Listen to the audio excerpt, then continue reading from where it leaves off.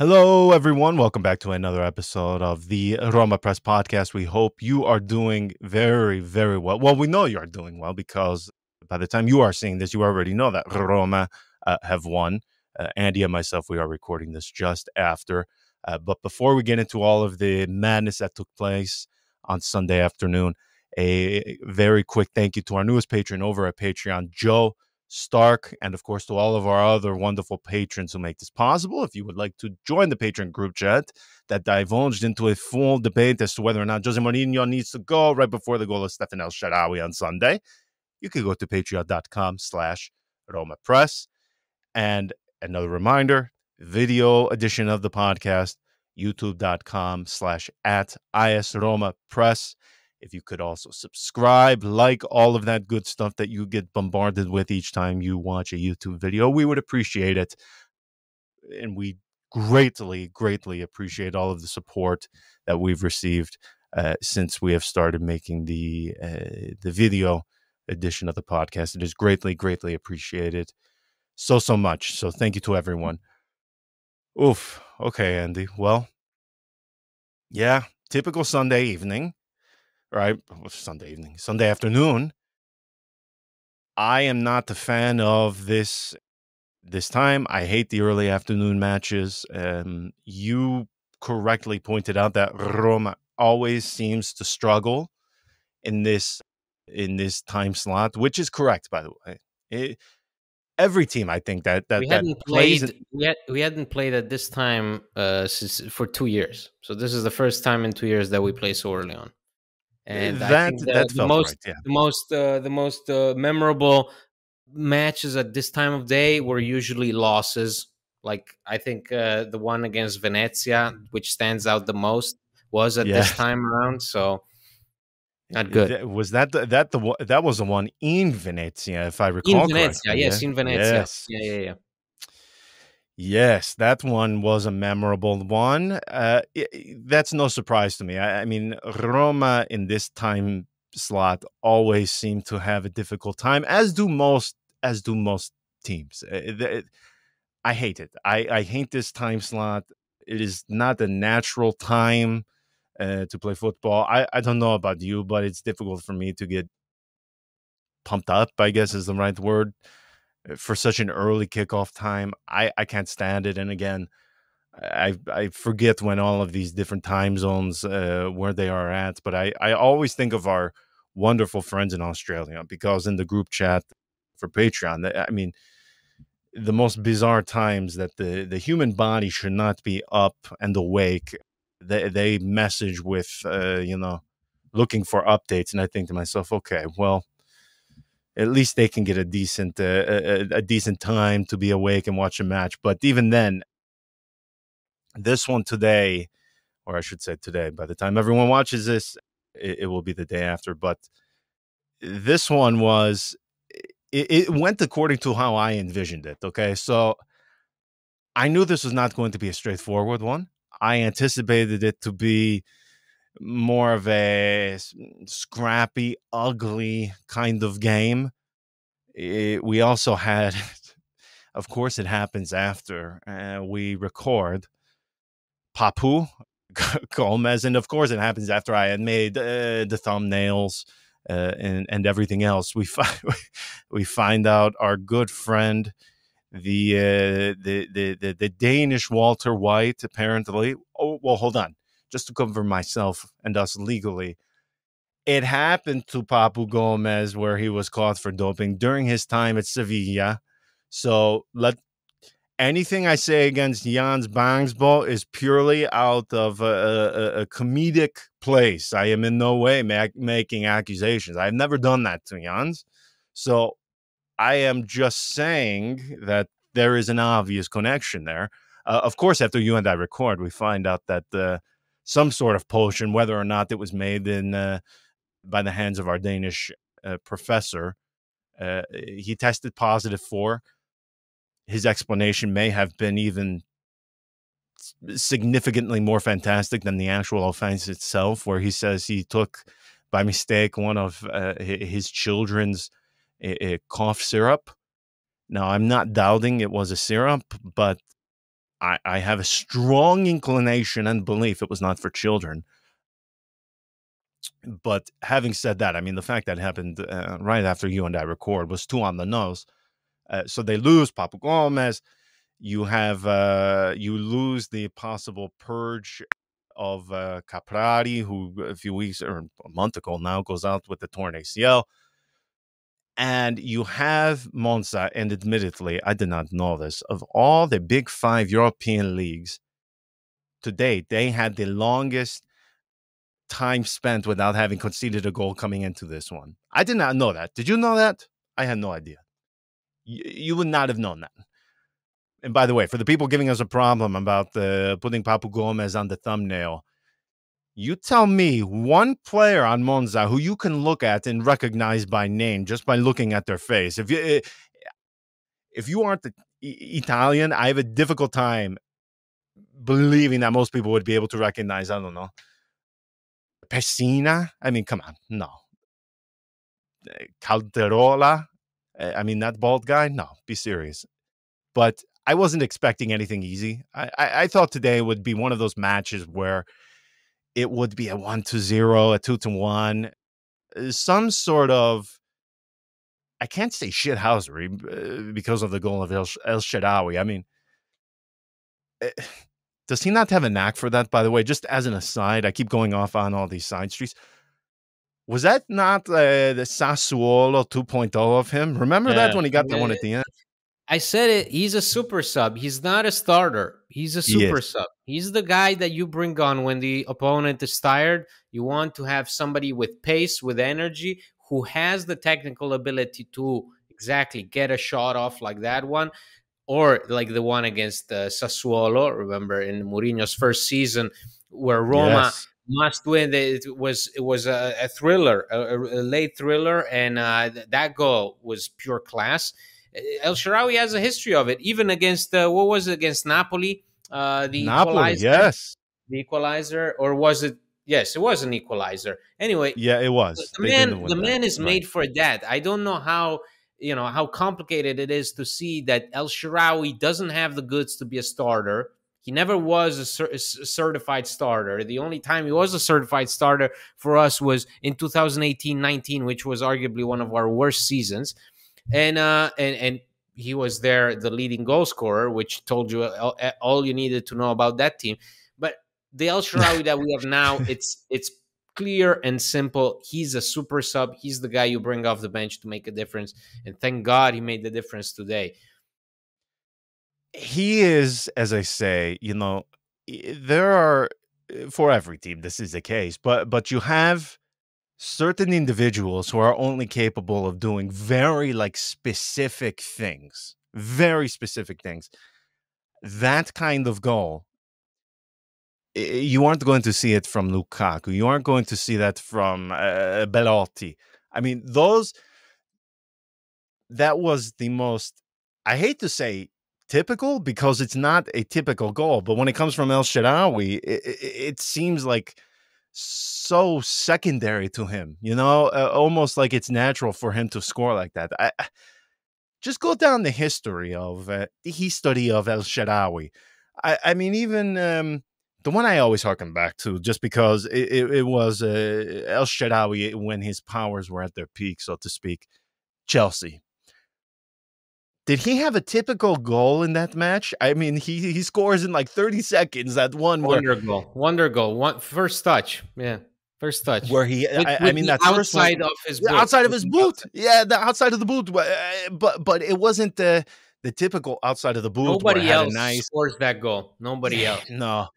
No, and it wasn't even the typical outside of the boot shot where maybe it has a nice little curve on it. I mean, that thing was a rocket launched from his foot. The guy just scores goals that you say to yourself, like, man, you won't do a tap in, but you'll do that. It's amazing to me, as you said. El Shaarawy right now, maybe not 5 years ago, but this is his role. This is who he is. This is where he thrives. I think the second he decided to leave to go to the Chinese Super League, he went from being, having to play 90 minutes start every single match. Something happened over He there. was I our don't know what. captain in the final games of Yes, 2018 2019, which was his best season statistically at Roma and probably yes, one of our worst. He was the captain, and he abandoned that to go and join China. And yeah, yeah. after a Where year and a half, what was it? A year and a half, he comes back and becomes the super sub that he was always meant to be.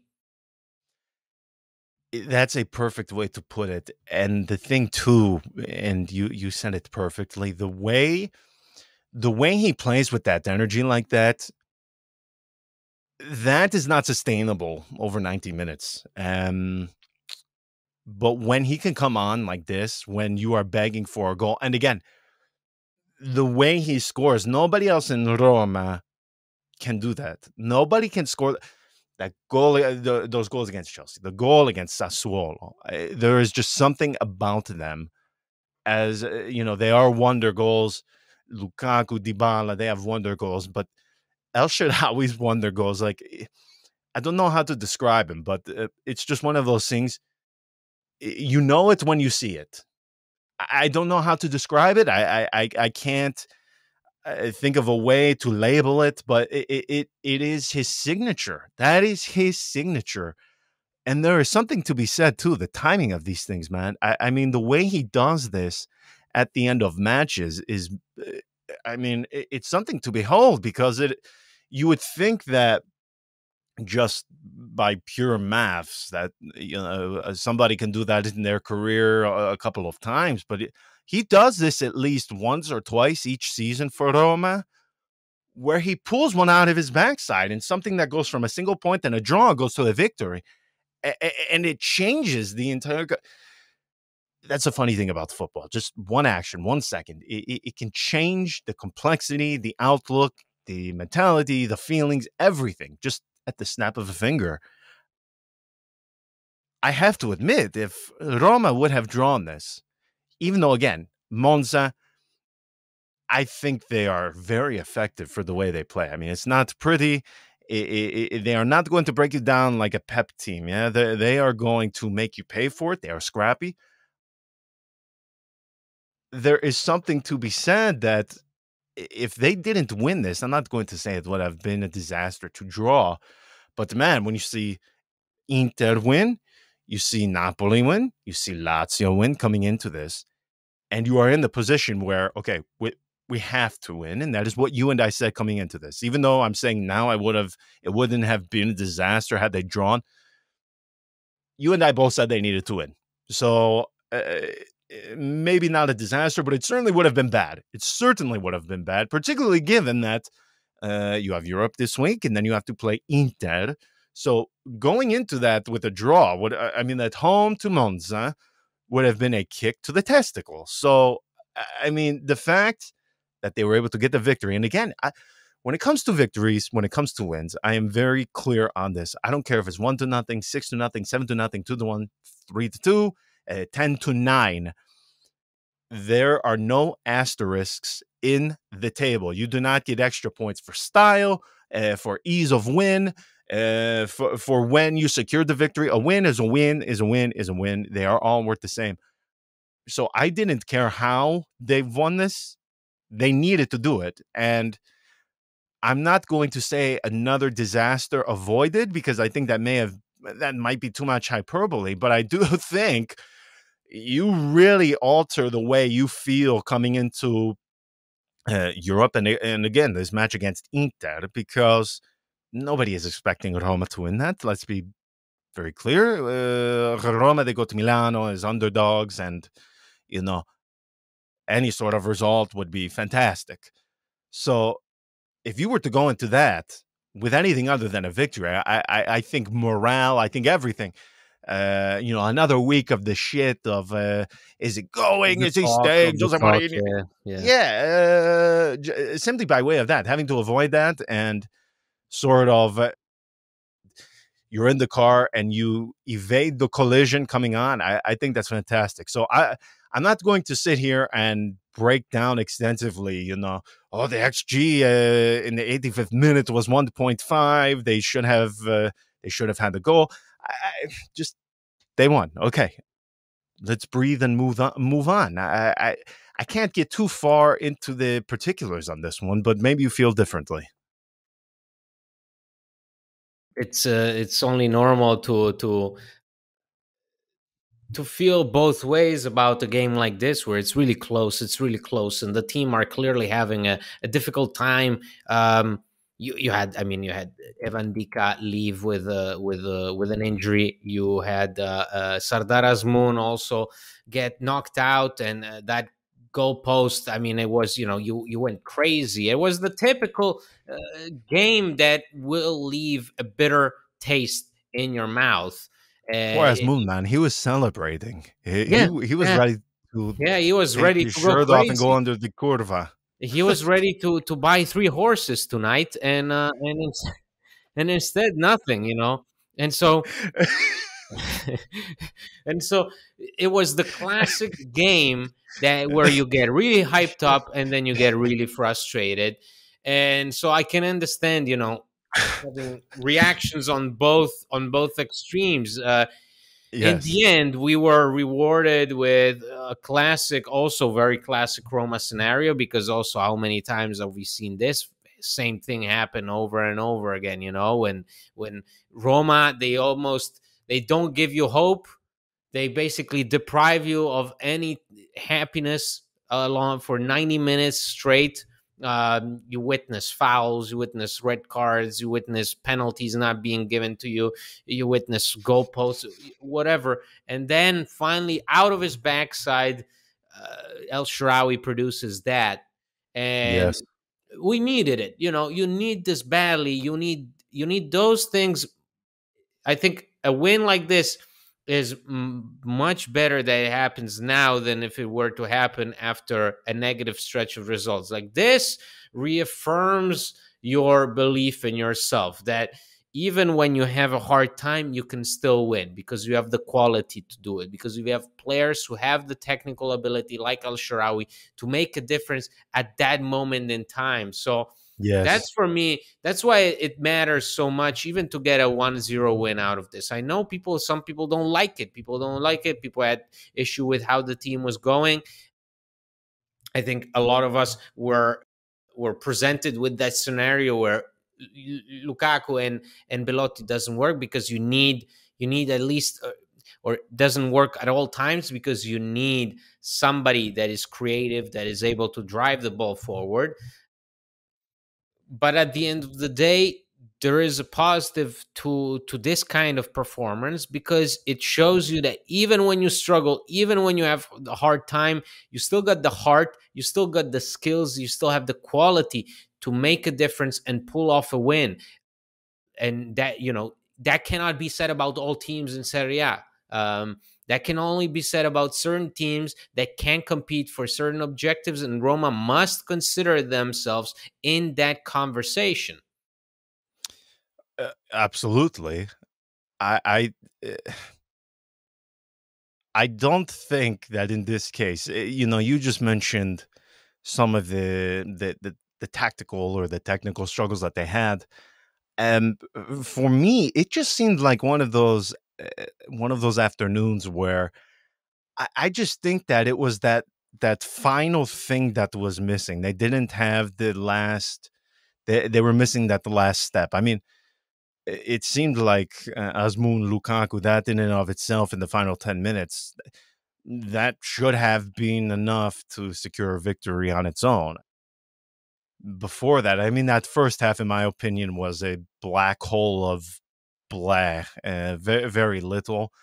Obviously, when you have D'Ambrosio go off at the end like that, that obviously changes things.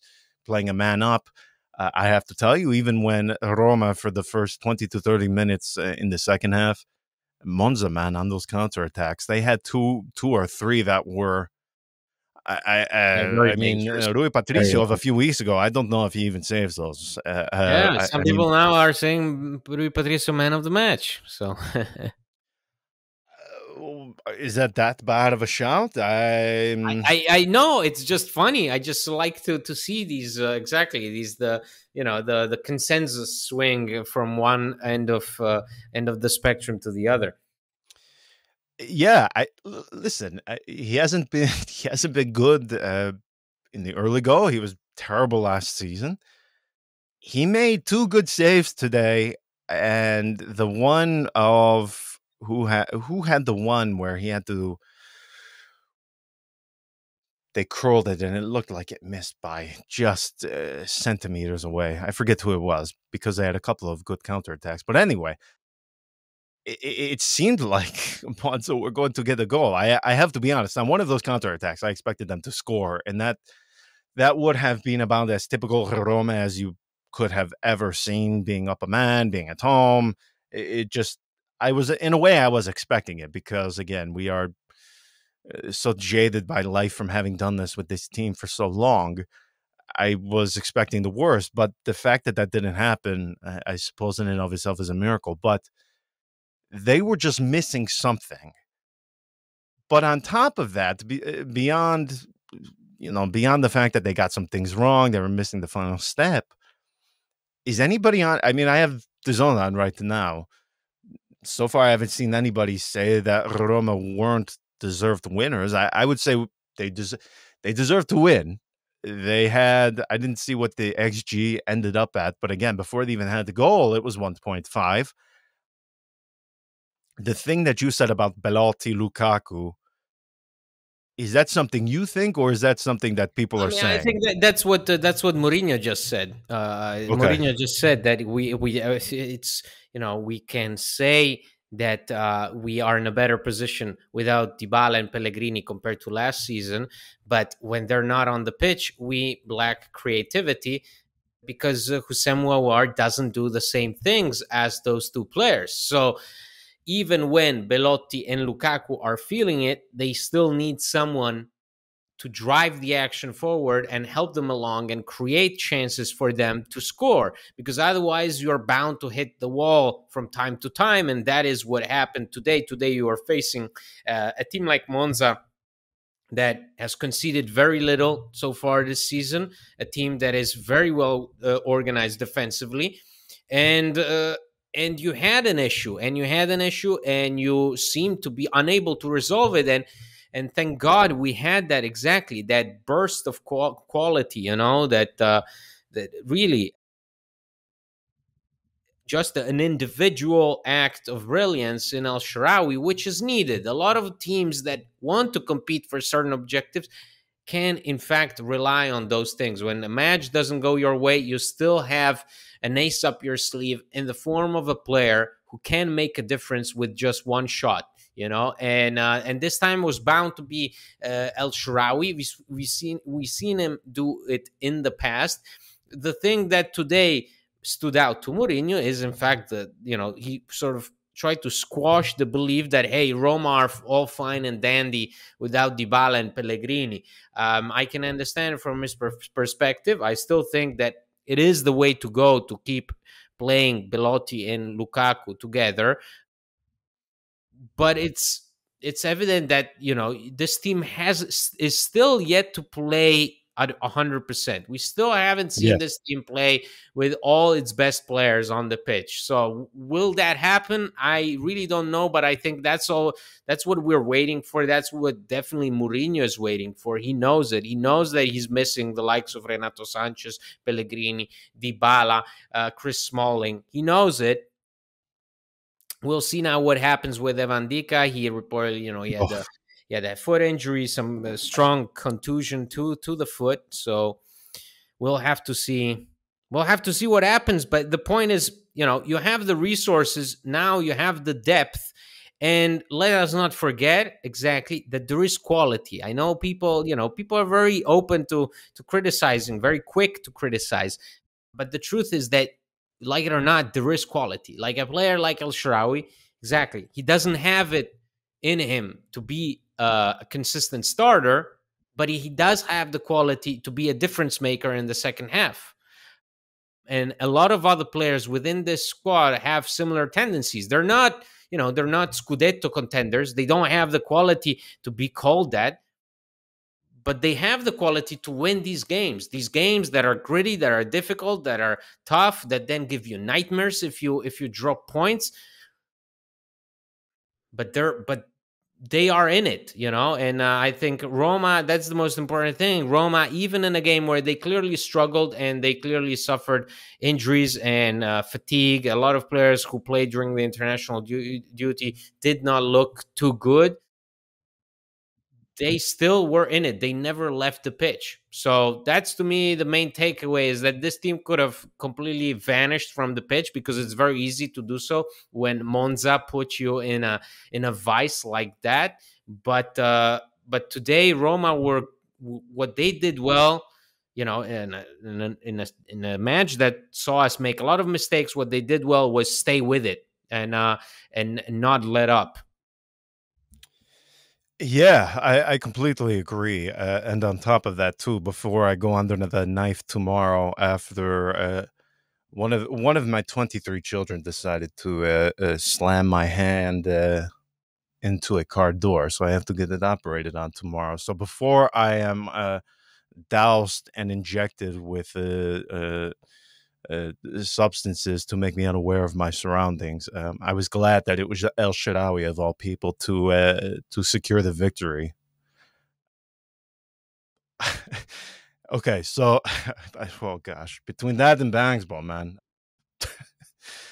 Anyway, so you kind of just outlined it there. Um, the way they got it doesn't matter to me. It was just the fact that they got to that victory, and on top of it, too, we said it in the previous episode. This is, you said early on. Look at how favorable that calendar is in the first month to 2 months. You can't get it wrong.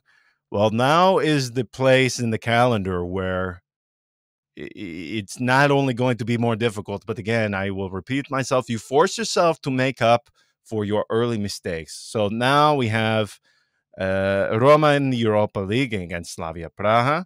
Then they go away to Inter. Then they are home to Lecce. Then away to Slavia Praha. Then the derby. Then home to Udinese. And then it is Servette, away to Sassuolo, and then home to Fiorentina. That is our next month and a half. So this is the part. This is the first difficult stretch of the season. Yes. We know that then it gets even more difficult in December. Yes. But this is the first instance where Roma will have to show what they're made of, because I think we can all agree that this initial part of the season, with what we just witnessed, these first 6 weeks, 7 weeks or so of the season, were just a warm up, and they should have, Roma should have done much better in order to get to this difficult stretch in better form. Like, they get here, they get to the Slavia Praha game in good form. They get to the Inter match in good form. They have 4 victories in a row. That is important, but it should have been much more than that. It should have been, we should have seen a team score with the same ease in the previous games, maintain that same defensive solidity in the previous games, be as composed as they've been recently, as sharp and focused as they've been recently.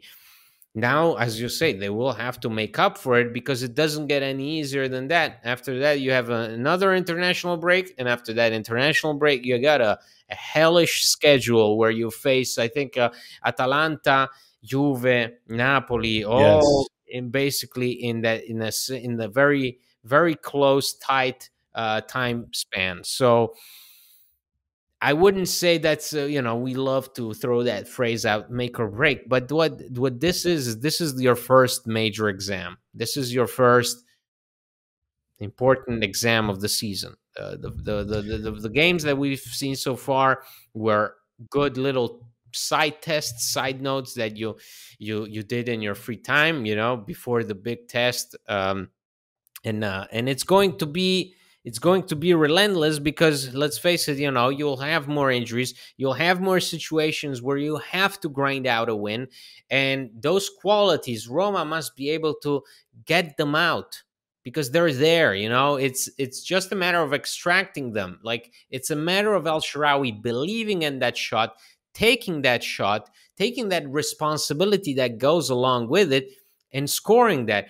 And too many times we've seen Roma shy away from those moments. I hope that is the takeaway for the team. As I said, that Yes. was the takeaway for me. I hope that is the takeaway for the team as well, is that no matter how much you struggle, no matter how badly you perform in a game, overall, in its whole complexity, individually, on a singular basis, based on the players that you have at your disposal, you still have the quality to make a difference. So you don't have part-time fishermen and electricians. You have professional footballers.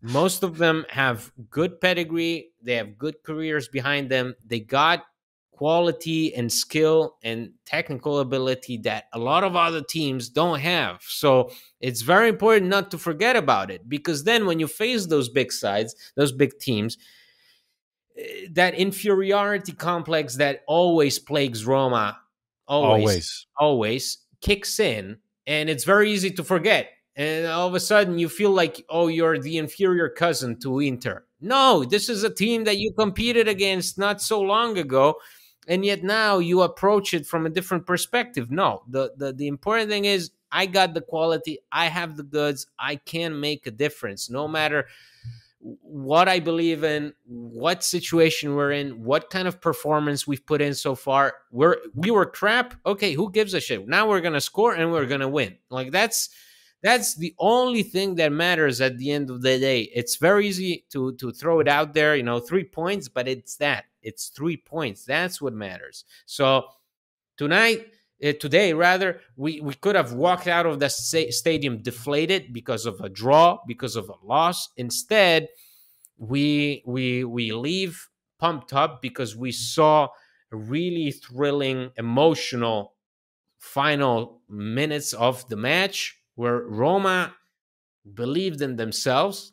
They didn't let the opponent run around them and in circles, and embarrass them in front of their home crowd. No, they fought till the very end. They suffered some injuries, but they fought and they believed in it. That goal is not only El Shaarawy's individual brilliance, is the team's spirit and belief to get a result at all costs. And that is what has to be the norm going forward. I couldn't agree with you more. That, for me, that is the most important in all of this. You mentioned the inferiority complex, and that is something I mentioned it down here a lot. There's certain things that I talk about and repeat myself, and I sound like a broken record often, but it's the same things that plague Roma season after season after season. And until they rid themselves of those certain characteristics, they are something that still need to be considered. And as you just said too, you know, going into this match now against Inter, this is why Roma are so difficult to figure out, because from match to match, you really don't know what you're going to get, what sort of face Roma is going to have, how they're going to perform. Like, we're talking about specific, and Jose Mourinho even referenced certain technical or tactical flaws they may have. Against Inter, we might not even see those things. I mean, it's so confusing to me, this team. Same players. You can put them on the pitch against Genoa and compare it to what we saw, before the break against Cagliari. And it just boggles your mind that this is the same team. It's the case of, like, the body snatchers. You never know what you are going to get from this team. But the thing is, even today, we are not coming on here saying that they played fantastically, that they were technically proficient, that they played beautiful football, but they got the victory. And ultimately, that is all that matters. Again, you don't get extra style points. So we talk about, and we've referenced it before under Jose Mourinho, their ability to suffer. And I know that can be one of those Italian tropes that maybe gets a bit overused and quite often used out of or used incorrectly. But this is one of those things that we saw today. I don't even know if that was suffering as more so persistence. They know they should have scored before El Shaarawy, Lukaku. I mean, the number of opportunities, there were a few of them. They know they should have had a goal. But there is something to be said that the fact that they still keep going. They still keep going. They will keep trying. And I know in our patron group chat, man, I mean, 5 seconds before the goal of El Shaarawy to after, it goes from who's going to be the manager to replace Jose Mourinho? Why can't his tactics? Why does he set him up to play so defensively too? Oh my gosh, Jose Mourinho! What a brilliant substitution! It's madness. I mean, I can't. I want to insert the clip from 300. This is madness. This is madness. That's what it is. That's right there, like the thing, the way you felt 10 seconds before the goal of El Shaarawy to the 5 seconds after, where you are going insane and drinking wine or whatever you are doing, celebrating with your friends.